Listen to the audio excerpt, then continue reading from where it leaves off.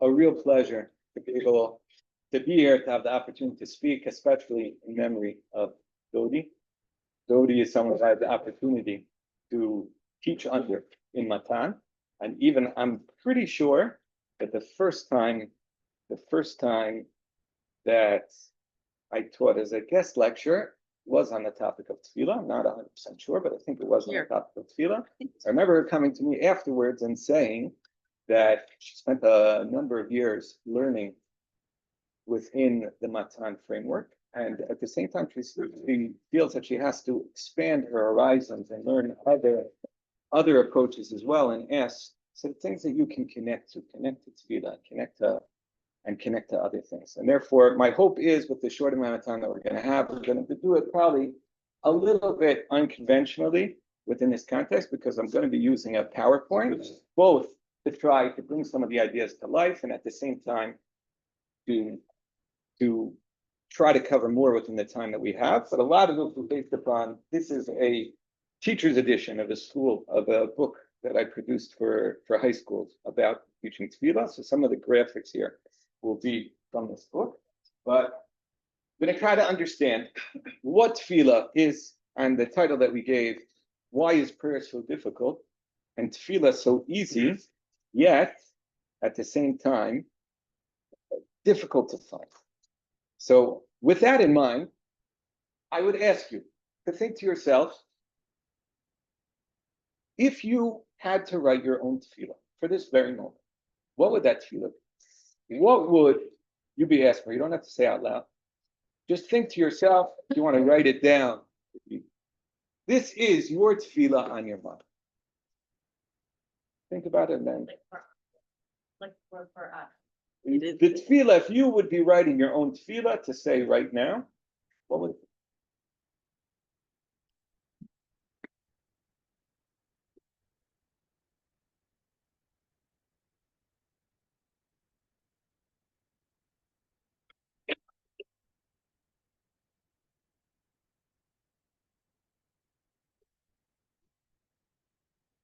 Okay, we'll get back to that in a moment, but use that as a little bit of a background. If we have this feeling, we have what's on our mind, and we have what we want to express, many of us might want to feel a little bit of what you might see in this picture of someone who feels that even though we're standing on earth, we have a direct connection, a direct alleyway, a direct ability to speak to HaKadosh Baruch Hu, the master of the world, and to feel that he's listening, and to feel at the same time that we are truly connected. The question is, why do we possibly not always feel that? What is it about tefillah that seems to be so difficult for so many people to connect to? It's something that we have what to say, we have what we want.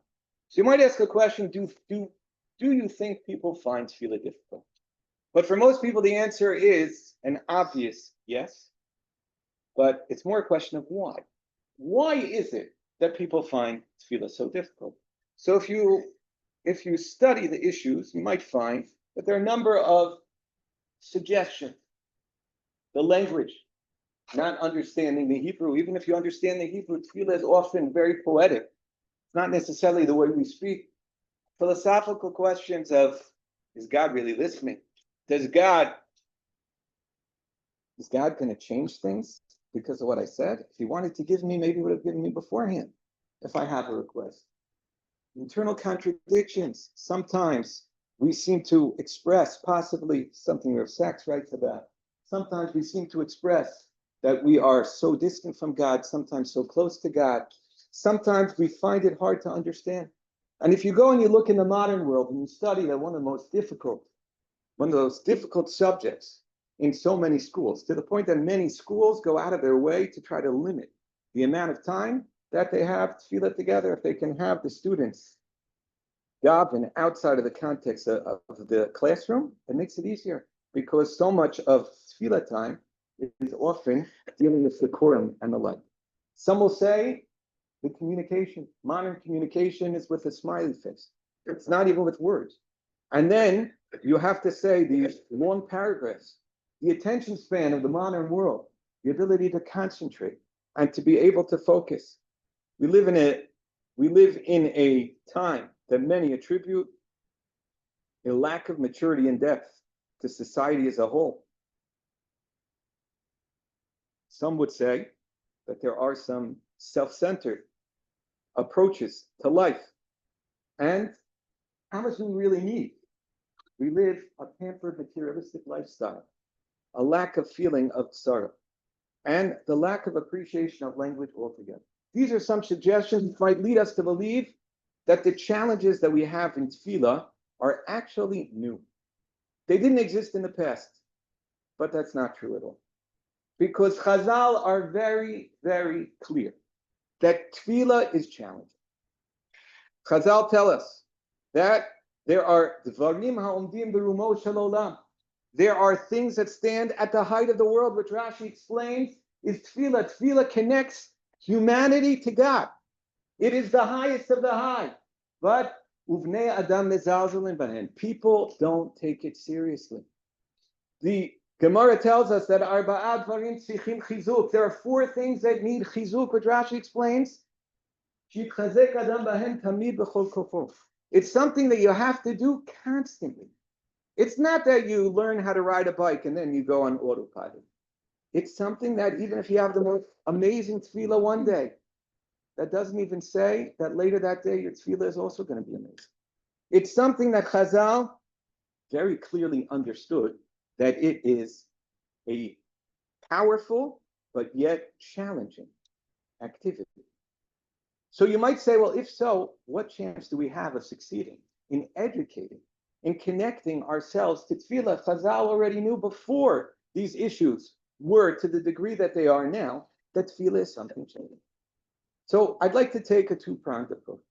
And we'll use a mashal of exercise. 2-pronged approach begins, first of all, can we convince people that it is a worthwhile endeavor? Because I think we can convince 90% of the population that exercise is worthwhile. That people who exercise in all these different areas and more flexibility, balance, discipline, etc., that exercise can have a positive effect on you. That I think we can convince many people. And it's not hard to convince that this individual is going to have more stamina, more other things than the couch potato who's sitting on his phone. However, step 2, will we be able to convince that individual that we've so eloquently convinced that exercise is a worthwhile endeavor? Are they going to join the gym? There we're not going to be at 90%. Maybe we'll be at 20%, and 50% of those will join the gym on their phone. Why? They know it's intellectually, they know it's a worthwhile endeavor. They know how much it can do for you. So I think the reason is very simple. It's called a workout because it requires effort. Without the work, it's simply an easy out. Things that really can change us, things that really can be meaningful and really can do so many wonderful things for us, by definition, are going to be challenging. And therefore, if we want to connect to it, if we want to understand, if we want to recognize that it being difficult and it being challenging is really an indication of how powerful it is, so then we have to recognize that this 2-pronged effort is worthwhile for Tefillah as well. And this first question is, can we convince this individual who's now sitting on the phone with a kippah, can we convince him that Tefillah pays? That Tefillah is worthwhile, that Tefillah can transform your life in such a positive way. So I ask you to think to yourselves, I feel bad asking people to, but do you think that we can convince 90% of the population that Tefillah is something you love? Tefillah is something that can transform your life for the better. How many people think yes? How many, we'll start with exercise. How many people think we can intellectually convince people that exercise is a worthwhile endeavor? They're not pretty. You're part of the 10% that. But even if you convince them, it doesn't mean that they'll actually do it, even if they believe it's good. exactly. But we're going to take the same 2-prong effort with tefillah. Before we ask, are people going to make their tefillah meaningful? Do you think that we can convince people that tefillah is meaningful and tefillah is something that people cherish? Intellectually? Yes. Does everyone agree intellectually? I see one hand up. How many hands go up? How many hands go down? Meaning, how many think no? Okay. So I'm going to try the first part to convince that for tefillah, hand should go up, and it's more than 90%, it's 100%. And the question, though, is how? So first, we have to identify what we understand tefillah as. If tefillah is having this emotional connection, opening up the siddur and connecting, so the majority of talk surrounding tefillah is not necessarily about that. We have many campaigns which aren't necessarily about connecting the heart, but they're about the decorum that is often so absent in the synagogue. Stop the talking in the shul. Asur ledaber b'shat tefillah. There's a lot of focus on the mouth, with which all the importance. Question is that everything? Because when you think for a moment, how do we really learn about tefillah? And there's an educational challenge because people who grow up in a religious household usually learn about tefillah from the time that they're very young. But that creates a challenge because what does every little kid know how to do? Even if they have no clue how to daven, they know how to shackle. They know how to look and copy the person next to them. This is from a Maccabee video.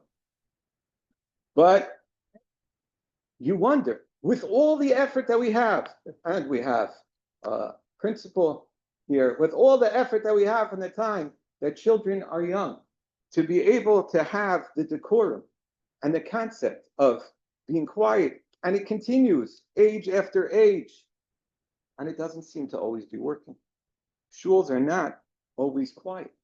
And the question is why? What's so difficult? What's so challenging? So some might say it's actually the subliminal messages we provide. You say, what subliminal messages we provide about how inspiring tefillah is? So I'll ask you a question. What do you think would warrant such excitement? Two options. Option number one, there is an extra long tefillah today for Rosh Chodesh. Option number two, there is a no tafillah Monday due to Tu B'Shvat. Yay! I've seen extremes of this, where it's the greatest joy in the world when there's no tefillah. And you ask, how could that be so bad? So I took a little search on Google, and I found all this expression of the Jewish people's love for tefillah. Brace yourselves, no tefillah for the month of Nisan. Making a bris in the month of Nisan is a waste of a no tefillah year. No tefillah, not even Rosh Chodesh. We seem to be presenting the image that, yes, tefillah is something that we do, but if we could do less of it, we'd be happy. That would really hold us over. So obviously, part of the answer seems to be to spend a little time to learn about tefillah. And that doesn't mean the way that we've necessarily been learning, which is the shackle that some people can so well do. But I think part of the problem is also our understanding what tefillah is altogether. And I'm embarrassed a little to do this in a shul, but we'll do this very quickly. And that is just to show the perception that we get about prayer through other media, such as Hollywood. Okay? Just a little. Art? It's past your bedtime. Okay. This is hopeless. Oh. Well, old timer, I guess this is the end of the road.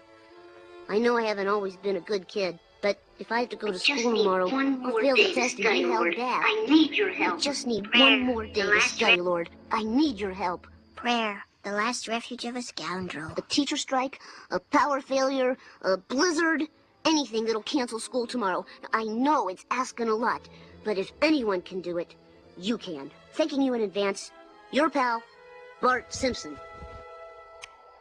What do you think about his prayer? Heartfelt. Sincere. Sincere. He's relying on He's relying on Hashem, his pal. as Pal got. Not Right. especially Says respectful. if anyone can do it, you can. Opportunistic. Anyone can do. Okay, what do you think happens? So obviously it's Hollywood, so it starts snowing in June.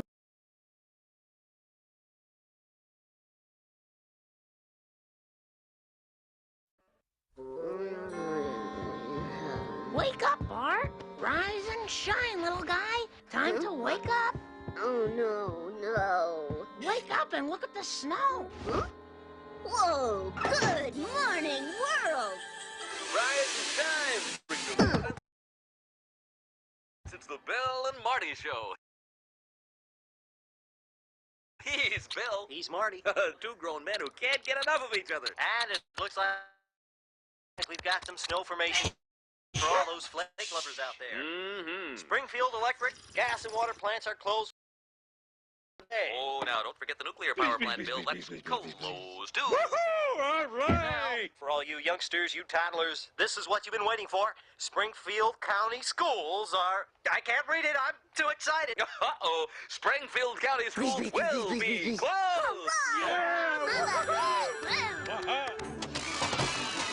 Wait, Professor, you're wrong. You're supposed to be Cowabunga! Remember to take a break if your arms go numb. Hey, I heard you last night, Bart. You prayed for this. Now your prayers have been answered. I'm no theologian. I don't know who or what God is exactly. All I know is he's a force more powerful than Mom and Dad put together, and you owe him big. You're right. I asked for a miracle and I got it. I gotta study, man.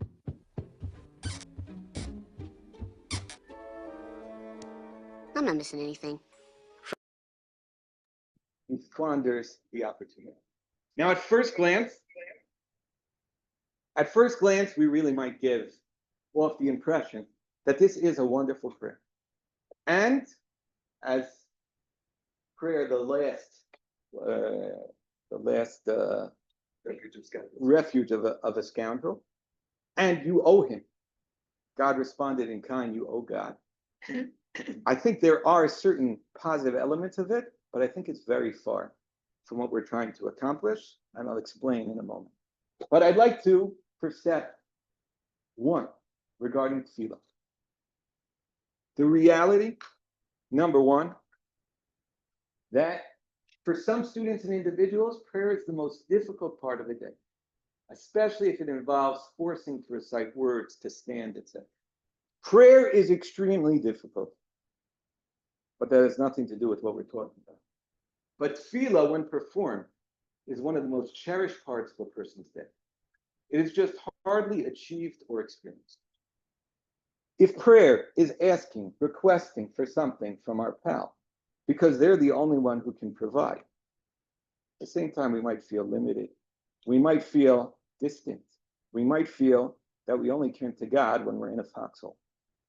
But if tefillah is different than prayer, and if tefillah is something much more profound and much deeper, it's actually something that there could be nothing better than. People actually, I'd like to tell you, love tefillah. It's not 90%, it's 100%. And the problem is just they don't know what it is. But easily, I think we can convince ourselves that there are two elements of tefillah that everyone loves. And everyone can recognize, certainly intellectually, that number one, it's a unique opportunity that people really do cherish. And secondly, it's a recipe for success. Somebody who is involved in tefillah will live a more successful life. We'll start with what some would call a joke. Why are so many Orthodox Jews so successful in business?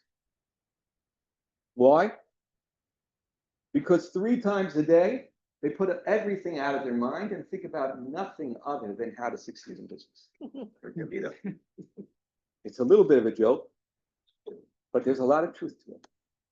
Because if you take 3 times a day and you stop your day and you think, and you really think about what's important to you in life, you will connect to those matters. You will succeed more. The story is told of a Jew in the shtetl who realizes in shul, he goes straight up to the rabbi. He said, 3 years ago, I just realized.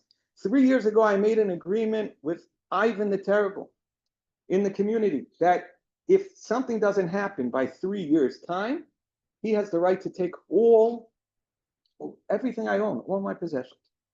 So the rabbi says to him, when did you remember this thing happened to Ivan? This agreement you made with Ivan? I said, just now, during Shemona Esrei, that's all I could think about.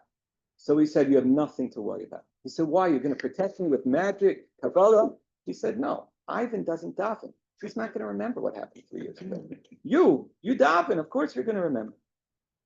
But think about it for a moment. If we really do take 3 times a day out and we want to succeed, and you look at 2 different types of personalities, they call them the walking zombie, the person who goes through life on autopilot, as opposed to the alert operator who seems to be always succeeding at whatever they do.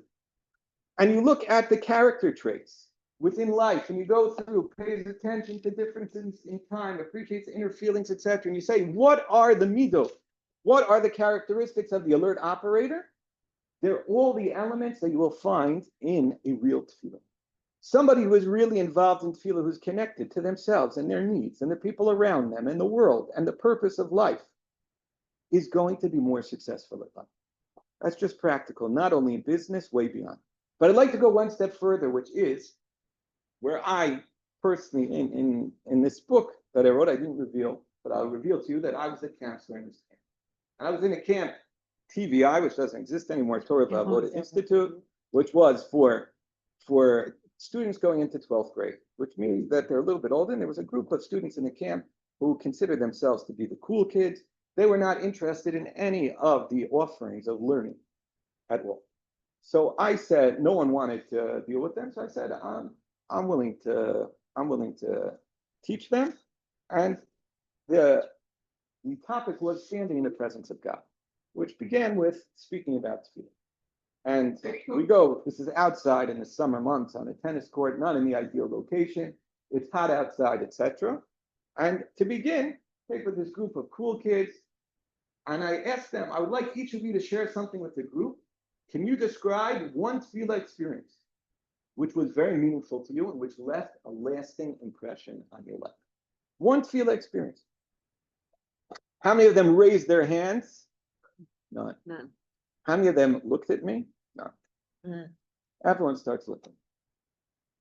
But I knew that would happen. So the good point was they had nowhere to go. And I wasn't in a rush anyway. So I said, okay, I'll wait. Every couple of minutes, I said, I'll wait. About 15 minutes later, somebody says, okay. I had one. It began the day the doctors told my grandmother that she probably had cancer, but they would only know for sure in a few days. I'm embarrassed to say this, but those days of davening were the most uplifting moments I had. I was in touch with my emotions, and go figure, the test revealed that there was no cancer. This is what the first camper says. And he says, you know, those were some of the most amazing moments of my life. I wish I could go back to them. I wish I could have them paid. And one camper after another starts telling a story of a one-time experience in their life where they had a meaningful tefillah. Finally, get to the last camper, and he says, if everyone is being so honest and personal, I'll share that there were moments where I actually felt something really powerful during tefillah. But I always thought it wasn't cool, so I tried to stop that. Now I realize that I am such a neb for doing so. Being deep is not just for geeks. This is like in the early 2000s, so no one speaks that language. But the point is, most people, if not everyone, has had a tefillah experience. A tefillah experience which was powerful and which was meaningful.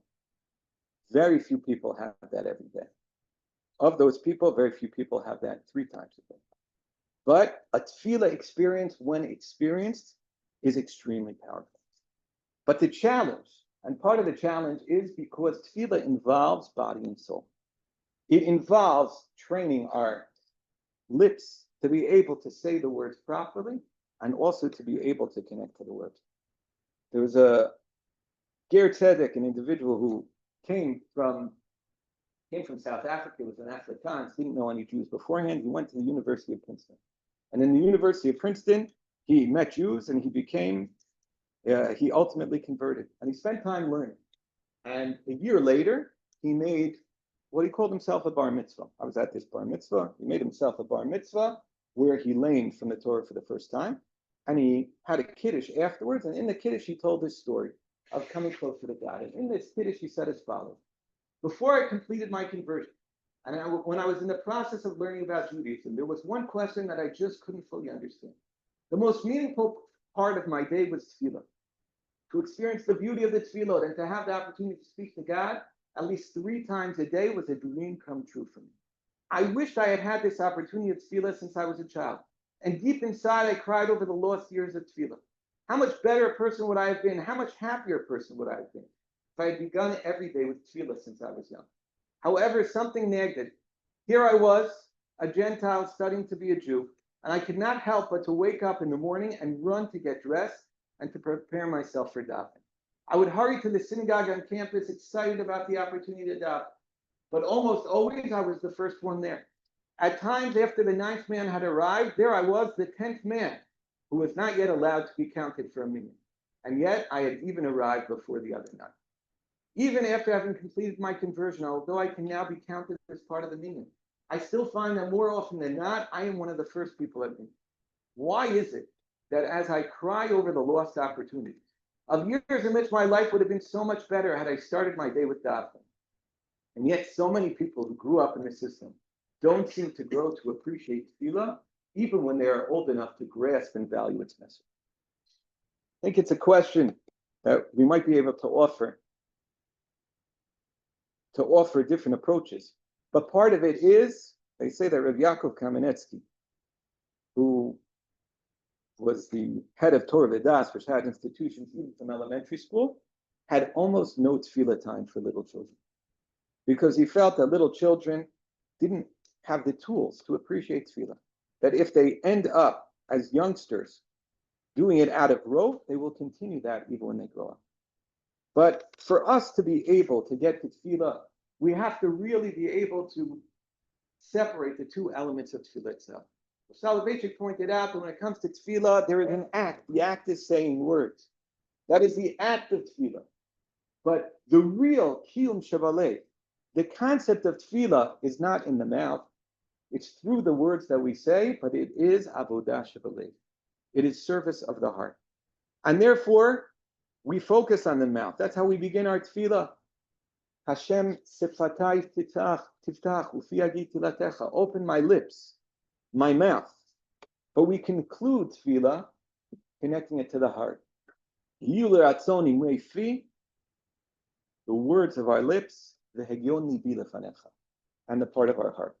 Because it has become commonplace. Friday night, an individual is davening and goes, our actions are on autopilot, and it didn't begin that way. I'll save you this, but this is from My Fair Say Lady. no vowels. Say with the sound, but I knew them before I come. If you know them, say them. I-A-I-L-U. Stop! A. on trying, so much effort is spent on really trying to focus on the mouth. We forget that we have a heart beating inside that's dying to connect to those words. And at the same time, this goal of the Imrei Fi connecting with the Hegyon Libi, that's not so easy. But it's never going to happen with prayer. It can happen with tefillah. But that requires understanding a little bit of tefillah. So first of all, what it's not is prayer. What is it?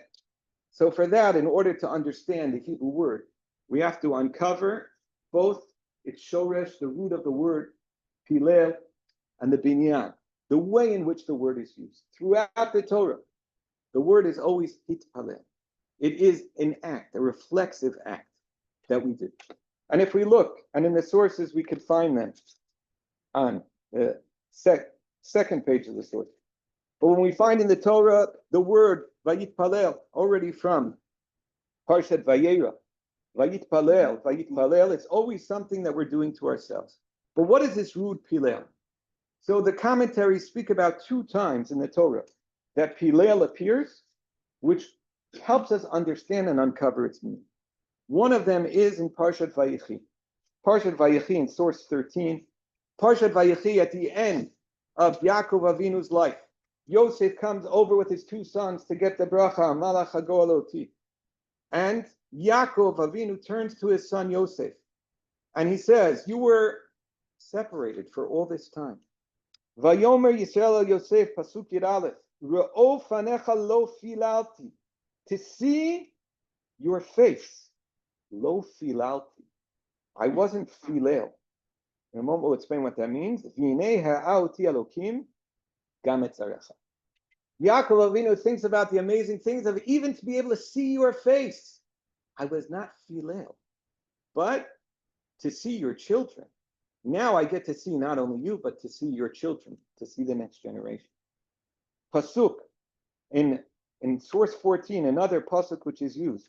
Kilo kit. We're going to explain one moment. Kilo kitsurenu tsuram v'oivenu pelidim. Right? Our rock is not like their rock, and our enemies are pleading. These are two terms that could help us uncover. And if you look at the commentary, they speak about two primary meanings. Number one, machshava, a type of thought, which we'll explain in a moment. And the second is connected to din, judgment, introspection. If you look at the chart, and we'll start with lo filalti on the left side, Rashi's understanding. What does it mean, lo filalti? To see your face, lo filalti. Rashi says something fascinating. Lo mil'ani libi lachshov machshava sher panecha. I could not even put in my mind the thought that I would ever see you again.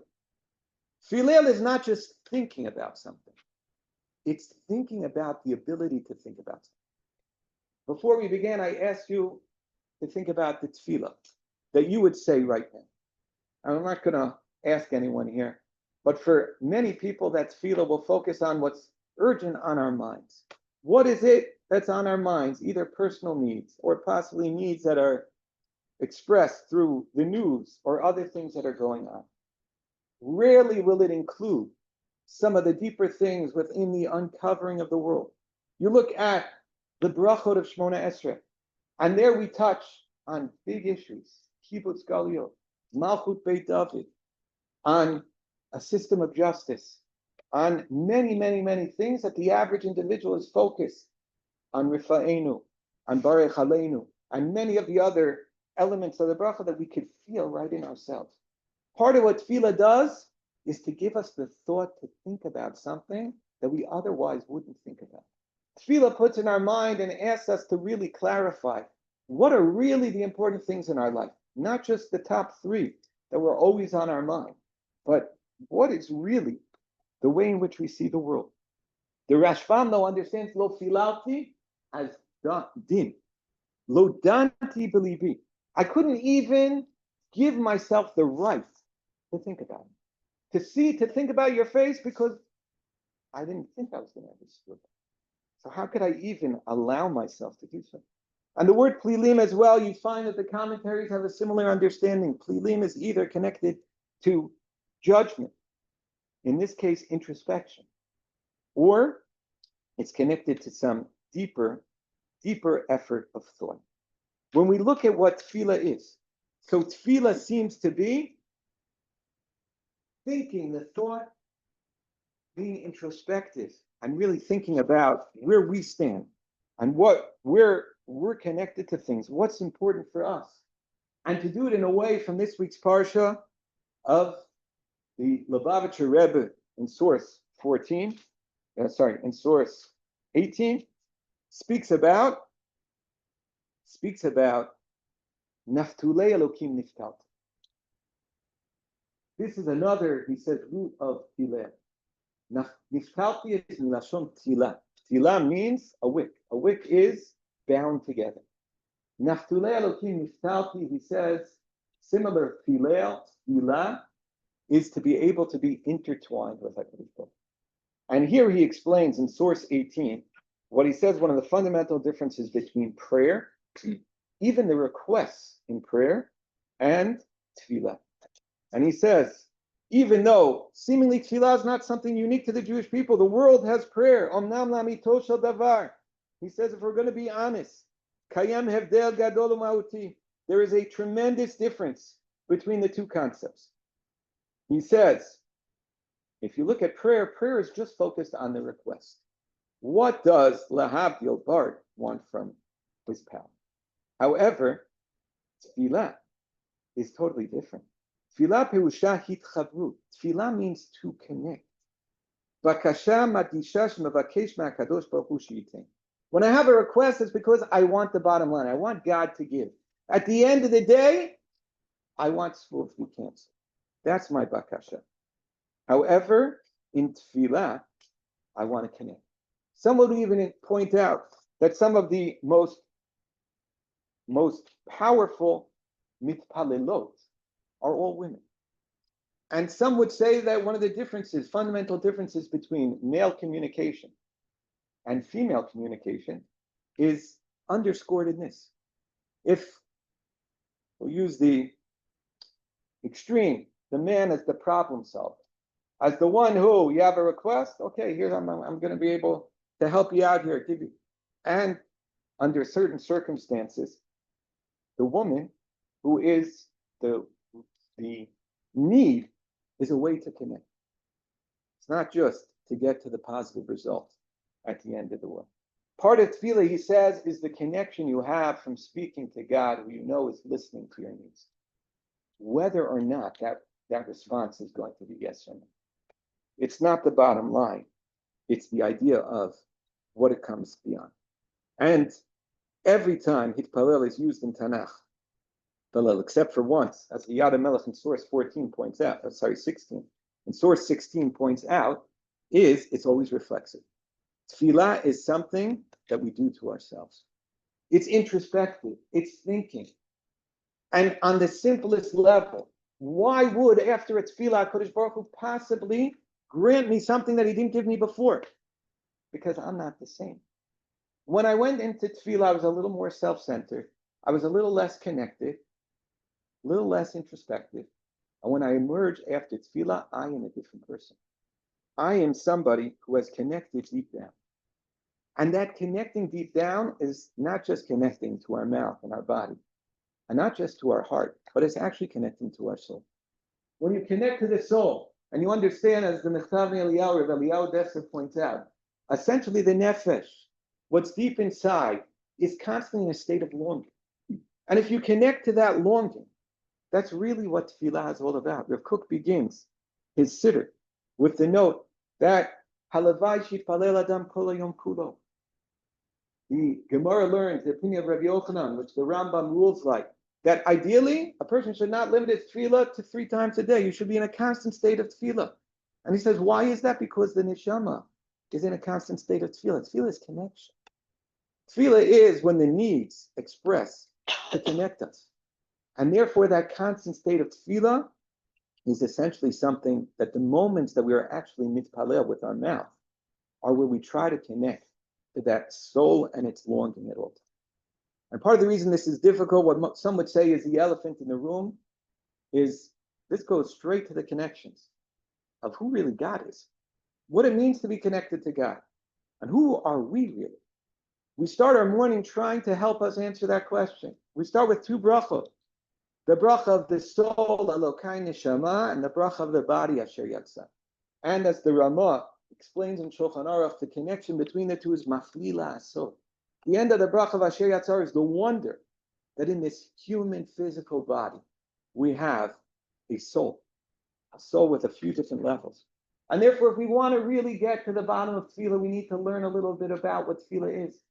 We have to also understand that the halachot of tefillah are not meant to make tefillah more difficult, but to guide us into that appreciation of what it means to connect to God, what it means to have amidah lifnei Hashem, da lifnei mi ata omed, to actually stand in the presence of God, feel it, and feel not only the connection, but the cherished activity and ability to do so. To see how the siddur does that, and to go. Now, obviously, our time is very limited, and therefore, we're not going to do all too much of that. But what I would like to do is to see a little bit of this through the opinions of the Rambam and the Ramban about the obligation of tefillah. Because after all, there doesn't seem to be any pasuk in the Torah in Tehillim that speaks about tefillah often. But any pasuk in the Torah that seems to be explicit that there is an obligation of tefillah. But we're familiar with an obligation. There certainly is a rabbinic obligation. But if you look at tefillah on a biblical level, is tefillah an obligation or an opportunity? Is it something that we do as a sense of obligation, or because who wouldn't turn to God? This is actually a fundamental machloket between the Rambam and the Rambam. And the reason it's a machloket is because the Torah never says daven, but the Torah does speak about le'ovdo v'chol levavchem v'chol nafshem. Turn back to the first side of the page. We have a number of places in the Torah says to serve God, le'ovdo. But a couple of times it tells us that heart, that has to be not service of the hands, but with a heart and soul. How do you serve God with a heart and soul? So the Gemara answers this question. Ezohi avodah shi balev. What is service of the heart? Gemara answers, Have omer zo tefillah. It's tefillah. How do you serve God with your heart and soul? That's through connecting through your heart and soul through tefillah. But yet there are a number of sources, you see in source 3, number of sources in the Gemara that seem to indicate otherwise. That seem to indicate that tefillah is only the Rabbanan. Gemara seems to say it explicitly. And because of this, there's a difference of opinion, and the two primary opinions are the Rambam and the Ramban. The Rambam says very clearly, there is an obligation of tefillah. Min HaTorah, he says, it's once a day, not 3 times a day. It's no specific language. There is a mode of tefillah, shevach bakash avodah, praise, request, and thanks. But there is a Torah obligation of tefillah. Comes the Ramban and takes issue with him. And the Ramban says almost, do you realize that you're cheapening the tefillah experience? You're making tefillah into an obligation. Tefillah is not something you do out of a sense of obligation. It's something that is a chesed of Hashem. Hashem is willing to listen to you. Not because he says you must speak to me, but because he says, don't you want? You have the King of all kings, willing to listen at your beck and call. When you call out my name, I will come from wherever I am. And you're not going to take advantage of that. And therefore, the Ramban says, tefillah is an opportunity. It's a kindness of God to listen to us, not an obligation. Now, despite that, we find that the Rambam and the Ramban both agree to the other in essence. In what sense? The Ramban continues, you want to know what? Maybe there is an obligation of tefillah. But the obligation of tefillah is limited to an Eitzara, to a time of distress. The Torah tells us that when the enemy is approaching, you're supposed to blow the trumpets. And then you'll be remembered by God. What does blowing the trumpet, if it's a battle cry, have to do with being remembered by God and saved? So the Rambam as well says in a time of distress, you have additional tefillah, but based upon this, the Ramban says, if it's an Eitzara, if it's a time of distress, so then you turn out to God. That is an obligation. Rav Moshe Feinstein goes so far as to say that this applies not only to Jews, even to non-Jews. He says there's no obligation of tefillah for non-Jews, even according to the Rambam. But if in a time of distress, when you're in a foxhole, you don't call out to God, so then you don't really believe. Tefillah be'eitzara is such a requirement. But this eitzara we often understand just as a time of distress. And we have many experiences, and unfortunately we know it too well in our recent history. In a time of distress, calling out to God. But there's also another type of eitzara. Lichtenstein, that's out. And his shloshim, his son-in-law, told a very powerful story. His son-in-law said that when Lichtenstein's youngest daughter had his first child, so they heard that she was going into the delivery room and it looked like the baby was going to come soon. So he and his wife went with his father-in-law and mother-in-law, Rav Lichtenstein, Rebbetzin Lichtenstein. They went to the hospital. And when they get to the hospital, they realize that there's a complication. Someone comes out and says, you can't go in now. There's a problem with the placenta. It's a life-threatening situation. You have to wait. So they do what people normally do under such circumstances. You say Tehillim. And they say Tehillim, and after some time, the doctor comes out and the doctor says, everything's okay. you could go in, you could see the mother and the baby.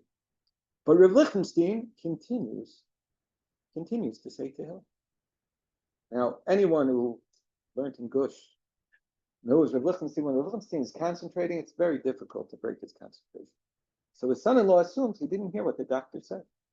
So he tries to, a little knock, nothing works. Finally, he gives a big knock. He says, everything's okay. We could go to see the baby. So Rav Lichtenstein said, I know. But he said, doesn't God deserve thanks as well? And the son-in-law describes that he realized that Rav Lichtenstein had moved from the tefillah of Eight Sarah, of a time of distress, to tefillah Eight Simcha, of a time of extreme happiness. And that's something that we often forget, but people who turn to God in those times, and we'll see that this is, in my opinion, I think the secret to making our tefillah meaningful is exactly that. Because there is an obligation of tefillah. Even the Ramban agrees with the Rabbanan, even he agrees the Eight Sarah. In a time of distress, in a time of extreme happiness, there's an obligation. You turn to God in those moments if you know he's there, and it's so easy to connect. But tefillah is also an opportunity. Even according to the Rambam says, yeah, there's an obligation of tefillah, but if you could, you'd be davening all day. Tefillah is much more than its obligation. It's a chesed. So I'd like to call it an obligation rooted in opportunity. Sometimes the best things in life we will not do if we're not obligated to do. And therefore, when we get to it, we recognize that really for us to take advantage of this opportunity and not just do it once in a while in those extreme circumstances, tefillah has to be an obligation. It has to be something that we take from the Eight Sarah and we make it at all times. Rav Soloveitchik even explained that the real difference between the Rambam and the Ramban is not whether tefillah has to come out of a feeling of distress. He said both the Rambam and the Ramban agree to that. Tefillah comes from a feeling of tzara, from distress. But he says, it's at the top of page 2, while the Ramban speaks about it in terms of extreme, out of the ordinary, the Rambam says, every day you realize you need God. Even for the simplest things, even to find parking, even to be able to move different parts of our body. Tefillah requires the feeling that there's a constant. And with this, I just want to give one final thought that will take us 5 minutes, and that is when we think about tefillah, and we distinguish between the spontaneous and the standardized. The spontaneous tefillah of those extreme moments, that's what everyone has had. That's the experience that all these cool kids in camp have had and so many others. We really feel connected to God. You feel the connection. No one's forcing you to do it. You come and you recognize it. But then there's the standardized. Then there's, well, how are we going to do that every day? A number of times a day, at specific times during the day, with the people around us. You might even ask why ruin, because the tefillah of that eitzah, nobody has to tell you to have kavanah. You have it, it's natural. But to standardize, you have to think, how am I going to do it? So if we recognize that tefillah that we all connect to, not the prayer, but the tefillah that we all connect to, tefillah eitzah. It's this tefillah of the difficult circumstances that we might find ourselves in. There, the tefillah is meaningful, even to people who don't always do it. That's the spontaneous. But I think recently, we've learned from a number of the hostages who described that beforehand, they didn't really have any connection to tefillah. Didn't even know the words of Shema Yisrael. Didn't know so many other things, but are able to understand. B'derech emunah bacharti, to be able to understand and connect in the most difficult situations, in the dungeons. And when you think about it, something I read a number of years ago about someone who tells her story, Susie Hertzberg, who was on a 1984 TWA flight from Athens to Boston, which was hijacked. And in this time, she describes that she was in her honeymoon and she was separated from her fiance. and she was Jewish. And the terrorists, this was made through AI, the terrorists, I couldn't say they were Arab terrorists, but they were Arab terrorists who were looking for Jews. And she knew that she was in trouble, especially with the ring, Anila Dodi Dodi Li, on her, and the fact that she was coming, having just been in Israel. But in a miraculous way, she survived. And she describes that even though she had grown up in an observant home and distanced herself, but she says the entire time on the plane, I never experienced hunger or thirst. My only thoughts were on what's important in life. This is what Yom Kippur is supposed to be like.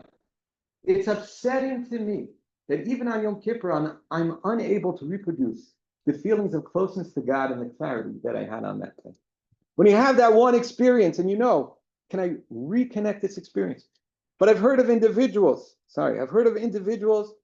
who have been able to do it over time. People who have found themselves in prison.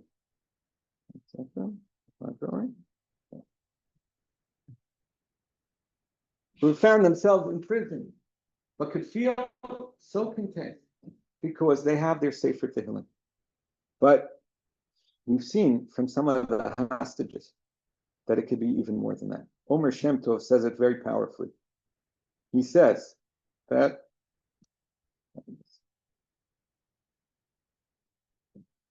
Omer Shem Tov describes that he began to speak to God in captivity. And he says he made it his business. And he describes that even though it was the worst of the worst, he always felt safe. He always knew that he was going to get out of it. And he said he would start and speak to God, and he would turn to Abba, and he would say very simply, Ma shlomcha. He said, everyone starts asking for what they want. He said, I asked God, how are you doing? And he described without any connection before him to this whole concept of tefillah. Now he's quoted as saying, I miss those experiences. I actually didn't see that. I mean, I didn't see him actually say those words, but he described something with such passion.